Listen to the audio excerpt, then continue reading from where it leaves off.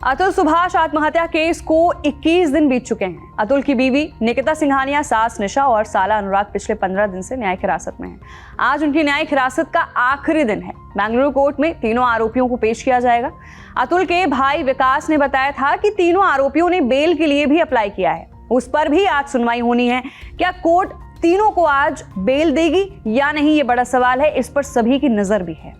Bengaluru police ने तीनों आरोपियों से 15 दिन में कई सवाल जवाब किए हैं। हालांकि पूछताछ में निकिता ने खुद को और अपने परिवार को बेकसूर बताया है। कहा कि अतुल ने और उनके परिवार ने ही उसे दहेज के लिए परेशान किया था और घर से निकाला था, तभी तो वो जौनपुर वापस गई। उसने पुलिस को बताया कि वो सितंबर 2021 के बाद से अतुल से कभी भी डायरेक्ट नहीं मिली। उनकी मुलाकात हमेशा कोर्ट में ही होती थी, फोन पर भी कभी बात नहीं होती थी और ना ही दोनों एक दूसरे को मैसेज भेजते थे। अतुल ने भी आत्महत्या से पहले यही सब कहा था। ऐसे में माना जा रहा है कि निकिता और उसके परिवार को बेल मिलने के चांसेस हैं। लेकिन अतुल के भाई विकास ने कहा कि हम भी न्याय के लिए लड़ते रहेंगे। अगर हमें न्याय नहीं मिला तो हम सुप्रीम कोर्ट तक जाएंगे। उन्होंने ये भी कहा कि वो जल्द ही दिल्ली में कैंडल मार्च निकालेंगे। अतुल के भाई ने कहा, मेरी मां ने मेरे भतीजे की कस्टडी के लिए सुप्रीम कोर्ट में याचिका डाली है, उस पर भी 7 जनवरी को सुनवाई होनी है। विकास ने कहा कि निकिता खुद को बचाने के लिए मेरे भाई पर गलत आरोप लगा रही है। वो कह रही है कि मेरे भाई की गर्लफ्रेंड थी।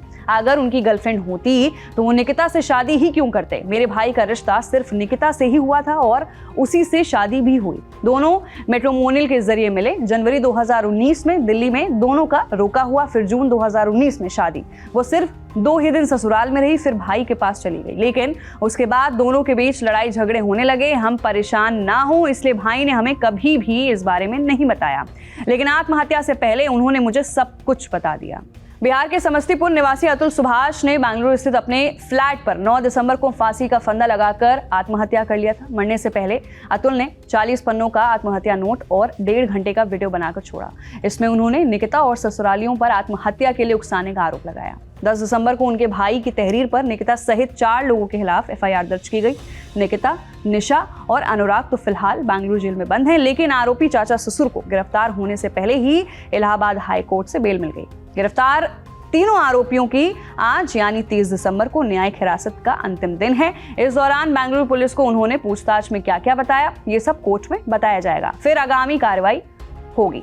तो फिलहाल के लिए अतुल सुभाष आत्महत्या केस को लेकर बड़ा अपडेट है कि आज तीनों आरोपियों की बेल पर सुनवाई होगी।